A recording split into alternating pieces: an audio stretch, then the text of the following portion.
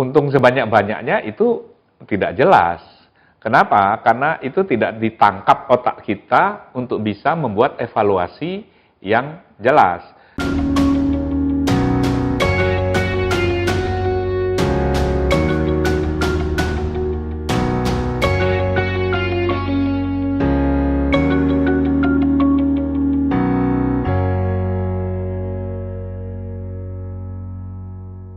Kita bicara lagi soal keuangan laundry ya. Manajemen keuangan laundry. Ada 3 kesalahan owner laundry dalam soal keuangan yang saya pelajari dari orang-orang yang datang berkonsultasi dan meminta advice saya. Nah, saya sampaikan kepada Anda secara anonim, tanpa menyebut nama, tanpa menyebut lokasi dan sebagainya, supaya bisa menjadi pelajaran bersama. Apa itu kesalahan dalam aspek keuangan yang banyak dilakukan owner laundry? Yang pertama adalah tidak memiliki target keuangan yang terukur dari waktu ke waktu. Targetnya kalau ditanya apa? Ya pokoknya untung. Berapa untungnya? Sebesar-besarnya. Anda tahu itu artinya apa? Artinya tidak jelas. Karena sebesar-besarnya itu berapa? Dan kalau Anda bicara begitu, bagaimana Anda tahu Anda berhasil atau tidak? Untung sebanyak-banyaknya itu tidak jelas. Kenapa? Karena itu tidak ditangkap otak kita untuk bisa membuat evaluasi yang jelas. Kalau seandainya saya ingin berat badan saya itu seideal-idealnya, gimana itu ngukur? Tapi beda kan kalau saya mengatakan saya ingin berat badan saya itu misalnya dikurangi tinggi badan dikurangi berat badan itu di atas 100 kilo atau di atas 110 kilo. Nah, itu kan jadi jelas kan ada angkanya. Jadi yang disebut target keuangan itu harus angka. Harus angka. Tidak bisa kualitatif. Harus kuantitatif. Nah, kemudian dia kalau tahun pertama juga awal-awal itu harus bertumbuh kan. Jadi, cegahlah Anda dari kesalahan nomor 1 ini, yaitu tidak memiliki target keuangan yang terukur. Buat aja targetnya. Bulan pertama sekian, bulan kedua, ketiga, sesudah itu berapa. Kalaupun sudah bertumbuh lagi, tujuannya apa? Tujuannya untuk bisa mengevaluasi apakah Anda itu mencapai target atau tidak. Jadi Anda harus berani menghadapkan diri Anda pada kenyataan. Anda tidak berhasil misalnya. Atau Anda harus happy karena Anda berhasil. Ternyata Anda menetapkan target yang terlalu rendah. Ya naikin dong.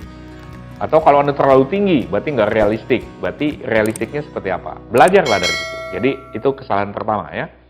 Tidak memiliki target keuangan yang terukur dari waktu ke waktu. Yang kedua kesalahannya adalah tidak membuat rekening khusus yang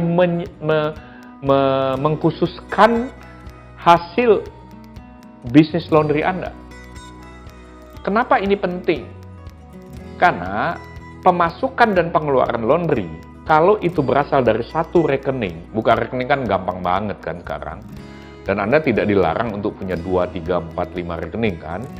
Jadi sendirikanlah. Supaya apa? Supaya tidak tercampur dengan keuangan Anda yang lain. Apalagi kalau keuangan rumah tangga. Kalau keuangan rumah tangga, ya kacau lah kalau tercampur ya. Ini kalau Anda belanja sayur pakai uang apa? Uang rumah tangga atau uang laundry? Gitu kan? Jadi Anda susah nanti mengukurnya. Kalau Anda ada di rekening khusus, itu Anda bisa minta print kan, periodik, bahkan Anda bisa minta di print dari bank dan Anda bisa tandai, oh pengeluaran ini kemarin. Jadi masuk keluar uang itu harus dari rekening itu. Ya Anda taruhlah situ untuk saldo minimalnya berapa, misalnya 1 juta, 2 juta, 3 juta, berapalah gitu kan. Tergantung jenis rekening Anda. Jadi Anda buka di situ, nah saldo minimal itu uang Anda. Selebihnya itu harus uang laundry, yang keluar masuk, yang keluar masuk, yang keluar masuk. Artinya Anda harus nyetor. Iyalah kalau itu. Kalau orang pakai e-money, kalau orang pakai apa, bisa langsung masuk ke rekening. Tapi ke rekening itu, sehingga Anda bisa tahu transaksi-transaksinya dan bisa Anda evaluasi. Milikilah rekening khusus untuk laundry Anda. Buka laundry, buka rekening begitu gampang kok sekarang ya. Jadi jangan pakai alasan, wah bukanya nggak ada alasan. Buka aja sendiri ya. Kemudian yang ketiga, kesalahan ketiga adalah tidak disiplin menyisihkan biaya sewa. Biaya sewa tuh harus disendirikan. Itu kayak tagihan. Kenapa? Karena begitu jatuh tempo nanti Anda harus bayar lagi untuk sewa.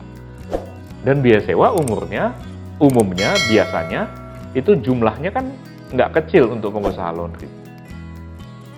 Nah kalau Anda tidak manage dengan baik, ya sedih. Ada orang yang datang pada saya keluhannya, waduh ini berat nih bang, sekarang bayar untuk jatuh tempo, bayar